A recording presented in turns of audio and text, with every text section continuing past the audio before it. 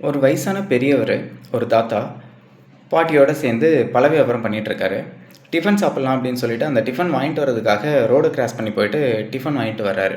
அங்கேருந்து டிஃபன் வாங்கிட்டு வரும்போது ரோட தாண்டி வரணும் இல்லைங்களா? அப்படி தாண்டி வரும்போது திடீர்னு ஒரு வண்டி வேகமா வந்து பக்கத்துல நிறுத்திட்டு, அப்படியே அந்த பதட்டத்துல என்ன பண்றதுன்னு தெரியல. கையில இருந்த டிஃபன்லாம் கீழ போட்டுட்டாரு. அப்படியே அந்த பொட்டலம்லாம் கீழ விழுந்துருச்சு. அ நி விழுந்த உடனே அப்படியே பார்க்குறாரு, முழிக்கிறாரு. என்ன பண்றதுன்னு தெரியல. வேகமா வந்து நிறுத்தின வண்டியில ஒரு பொண்ணு இருக்கு. அந்த பொண்ணுக்கு இன்னும் கல்யாணம் ஆகல. சின்ன பொண்ணு தான். ஐடில ஒர்க் பண்ணிட்டுருக்கு. திடீர்னு அந்த பொண்ணு கண்டபடி திட்டுது. இவ்வளோதான் வார்த்தைகள்னு இல்ல. அந்த அளவுக்கு அந்த பொண்ணு திட்டுது. இவரு என்ன பண்றதுன்னே தெரியல. அது பாட்டுக்கு ரோட்ல கத்திட்டு, திட்டிட்டு அந்த வண்டிய எடுத்துட்டு போயிட்டே இருந்துருச்சு. இவரும் அந்த பொட்டலத்த எடுத்துட்டு வந்து சாப்பிட்டு அமைதியா உட்காந்துட்டாரு. அடுத்த நாள் திரும்பவும் அதே நேரத்தில அந்த பொண்ணு ரிட்டர்ன் வந்துட்டுருக்கு.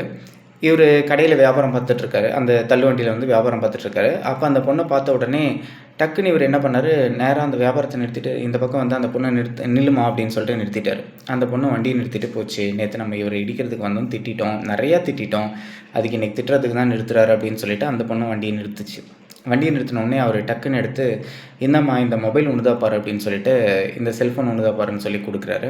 அத பார்த்த உடனே, "ஐயா ஆமாங்க இந்த செல்ஃபோன் என்னோடது தான். இது இல்லாம எனக்கு நேத்து நைட்டெல்லாம் தூக்கமே இல்ல.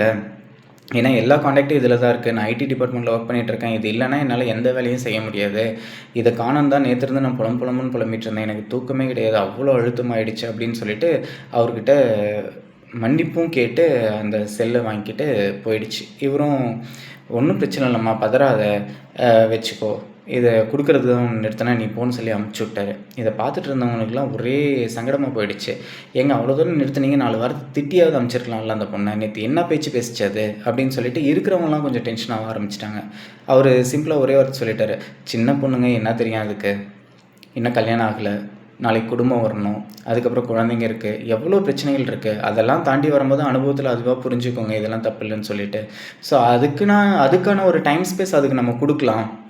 அதுக்கான கால அவகாசம் நம்ம அதுக்கு குடுத்தா தான் அதுவும் அத புரிஞ்சுக்கும். எனக்கு வயசாயிடுச்சு, பக்குவப்பட்டுருச்சு. அதுக்காக அந்த பொண்ணும் அதே பக்குவத்தில நான் எதிர்பார்க்க முடியாதுன்னு" சொல்லிட்டு, அழகா சொல்லிட்டு, அந்த இடத்துல அந்த பொண்ண மன்னிச்சுட்டு அவர் வந்துட்டாரு. ஸோ இதுதாங்க மனிதம் அப்படின்றது. ஸோ அந்த மன்னிப்பு அப்படின்றதுல இருக்கக்கூடிய சந்தோஷத்த அவர் உணர்ந்திருக்காரு பார்த்தீங்களா? ஸோ ஒருத்தர தண்டிக்கிறதுல இருக்க சந்தோஷத்த விட மன்னிக்கிறதுல இருக்க சந்தோஷம் அதிகம். அப்படி மன்னிச்சு பாருங்க. அந்த மனிதத்த நம்மளோட குழந்தைங்களுக்கும் சொல்லிக் குடுத்து வளர்த்துங்க. அப்படி வளர்த்தும்போது தான் வரக்கூடிய ஜென்ரேஷன் நல்லபடியா வளரும்.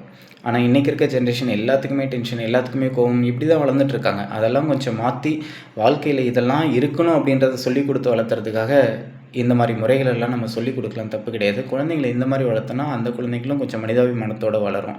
இத தான் திருவள்ளுவர் சொல்லியிருப்பாரு. "இன்னா செய்தாரை ஒறுத்தல் அவர் நாண நன்னயம் செய்து விடல்ன்னு." நன்றி.